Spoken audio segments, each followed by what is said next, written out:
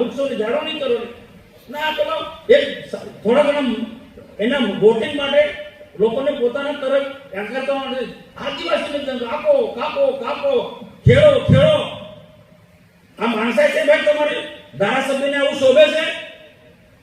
આ બહુ હિંમત પર હું બોલું છું એ આ બોલવા માટે મને કોઈ જાતનો ડર નથી. ધારાસભ્ય હોય કે મોટો ચમરબંધી હોય ગેરકાનૂની કૃત્ય કરતો હોય હું એને જાહેરમાં વખોડી કાઢું છું. કોઈ કેસ નહીં કરે તો મનસુખ વસાવા કેસ કરશે આવા ગુનેગારોની સાથે. કર્મચારી કામ કરે છે કોઈના ફીલ્ડ પર, પોલીસના કામ કરે છે, એને ધમકાવો તમે. એની ડ્યુટી છે, એને કોઈ અરજી થઈ હોય તો ચેક કરી દેવા માટે પોલીસની ડ્યુટી છે. આ ફોરેસ્ટ વિભાગની ડ્યુટી છે. જે કાયદેસર બધાને ખેડાણ થવા દેવું ને એવું જો નથી હોય તો બધા નક્કી કરો. આદિવાસી સમાજનું સંમેલન બોલાવો કે જંગલ બધા ખેડો તો બધાને ખેડો દો. તમારી આસપાસની ટોળકી, તમારા આસપાસના મિત્રો, તમારા કાર્યકર્તાનો ખેડાવો છો ને બીજો ગરીબ માણસ ક્યાં જશે ભાઈ? ગરીબ માણસ ક્યાં જશે?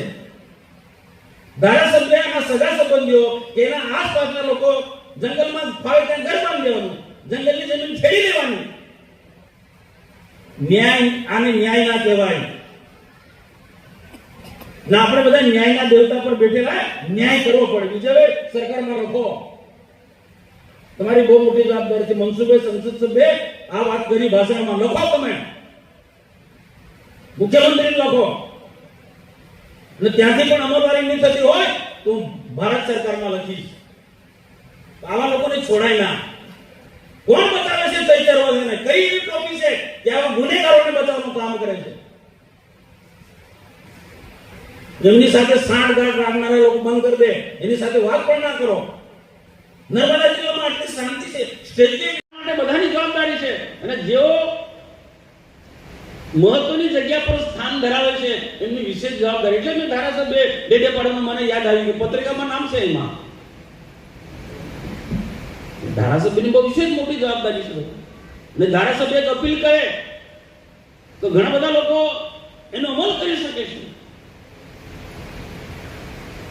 નહીં તો ત્યાં ડેડિયાપાડામાં અમને એવું પણ જાણવા મળ્યું છે કે ધારાસભ્ય જંગલ કાપી ને લોકોને જમીન ખેડાવે છે ને ખેતી કરાવે છે. ત્યાં કદાચ એને પોતે પણ જંગલની જમીનમાં વૃક્ષો કાપીને ઘર બનાવી દીધું છે. મારી પાસે માહિતી છે. જો આવું રોકવું પડશે, કોઈ પણ મોટો ચમરબંધી હોય એને ખુલ્લો પાડવો પડશે. નહીં તો આપણે બધા વૃક્ષો ઉગાડીશું, સુફિયાની બધી વાતો કરીશું ને આવા લોકોને છાવરીશું. તમારી મારી મહેનતનું શું? બધી વાતો તો કરીશું પણ આવા લોકોને ખુલ્લા પર પાડવા પડશે. હું બોલું છું કોઈ પણ મોટો ચમરબંધી હોય હું એને કહું છું ખુલ્લા પાડું છું. હું ભૂતકાળમાં નર્મદા નિગમના એમડી ગુપ્તાને કીધું તમે ભાઈ લોર્ડ કર્જન નથી, અધિકારી છે તે અધિકારીને કામ કરવું પડે તમારે. અહીંયા આખું જગત વૃક્ષ ઉગાડવાની વાત કરે છે, આખું સરકારી વહીવટી તંત્ર વૃક્ષો ઉગાડવાની વાત કરે, જાળવણીની વાત કરે અને તમે કાપો કાપો કાપો. આપણા બાપ દાદાનું છે, આદિવાસીઓનું છે. ભાઈ આદિવાસીઓ તો એક વૃક્ષ એ સિક્કાની બે બાજુ છે. આદિવાસીઓનું જીવન વૃક્ષો સાથે જોડાયેલું છે. આ ઘણા બધા લોકો કામ કરે છે, અલગ અલગ સમિતિના આપણે ઇનામ આપેલા લોકો.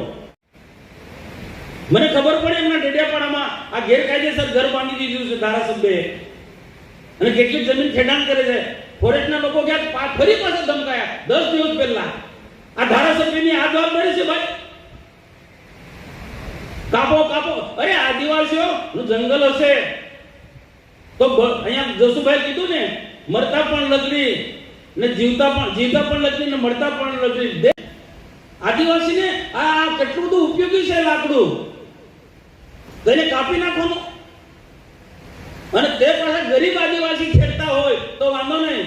આ તો રાજકીય નેતાઓ ને કેટલાક વોચમેનો સાહેબ આ તમે તપાસ કરો કે સગાના નામે જંગલની જમીન ખેડે છે કાપીને. પડતર જમીને જંગલ કાપીને ખેતી કરે છે. આ તમને ખબર છે બધાને? આ મને કેટલું અઘરું પડવાનું, કેટલું મોંઘું પડવાનું છે. કેટલા લોકો મારા વિરોધમાં છતાં એને હું ચિંતા નથી કરતો. ચિંતા નથી કરતો મનસુખ વસાવા. ભાઈ જે યોજનાઓ છે પણ યોજનાની રીતના કોઈ સેટિંગ નહીં થાય. પારદર્શકો એટલે પારદર્શક મીટિંગ બોલાવો, ટીડીઓ બધાની, તાલુકા પંચાયતના પ્રમુખોની બધાની મીટિંગ બોલાવો. કહો સરકારની ગાઈડલાઈન મુજબ કામ થાય, કોઈ સેટિંગ નહીં, કોઈ ટકાવારી નહીં. અને મૂળિયાની ઉપર માટે ભવિષ્યમાં અનેક રીતના સમસ્યાઓ ઊભી થવાનું છે. તો ભાઈ આ વૃક્ષો નવા ઉગાડવા પડશે ગામે ગામ, ને ખાલી પેપર પર નહીં કે બતાવવા પૂરતું નહીં. હવે પછી અમે હિસાબ રાખીશું. કોણે કેટલા વૃક્ષો કઈ પંચાયતે ઉગાડ્યા, તાલુકા પંચાયતના પ્રમુખ બેન બધાને સૂચના આપો. એક પંચાયતમાં ડેડેપાડાને ત્યાં પણ અમે સૂચના આપીશું. ભીમસિંહભાઈ ટીડીઓ બધાની મીટિંગ લો, એક પંચાયતમાં વૃક્ષો ઉગાડે અને એક આવનારા વર્ષે એ કેટલા ઉગાડે અને કેટલા જીવે છે એનો હિસાબ એક વર્ષ પછી માંગો. હવે લાલિયાવાડી નહીં ચાલે ભાઈ. એ ભૂતકાળમાં સરકારમાં બધું ચાલતું હતું પેપર પર. આ પારદર્શક વહીવટ મોદી સાહેબની વાત છે એટલે પૂરેપૂરો અમલ કરવો પડે. સરકારમાં ઘણું બધું ગડબડ થઈ છે. રાજ્ય સરકાર કે કેન્દ્ર સરકારમાં એવું આપણે ચલાવવું છે. પ્રજાના હિતમાં ને માનવ જાતિના કલ્યાણ માટે આપણે બધાએ સાવધાની રાખવાનું, કામ કરવાનું છે ને કોઈ જાતનો ડર નહીં રાખો યાર. કેમ ડર રાખો? હું ક્યાં ડરું છું? હું હમણાં નહીં, વર્ષોથી આ વાલિયા ઝઘડામાં જે ચાલતું હતું તોફાન, એ એટલા કે મનસુખ વસાવાએ તોફાન સમાવી દીધું છે. કોઈનો સહયોગ નથી મળે મને.